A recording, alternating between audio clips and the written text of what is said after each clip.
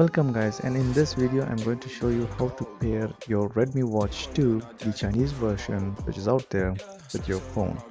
First of all, select the language on the watch. After that, the app can be downloaded by scanning the QR code provided by the watch, and it will take you to the Xiaomi website to download the Xiaomi Wear app.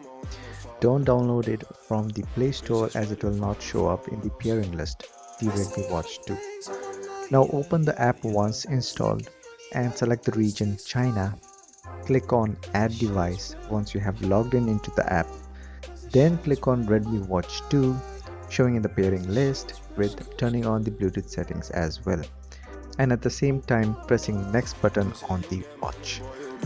Now after pairing, press OK for both devices if the code is matching, and then press start and done for the watch and for the phone.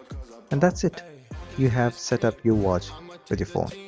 As you have noticed, the watch was having two languages at the beginning before pairing. This is because the watch is updated, and this is the second time I have reset the watch. So first timers, you will have to follow my lead here on what I click and how to proceed.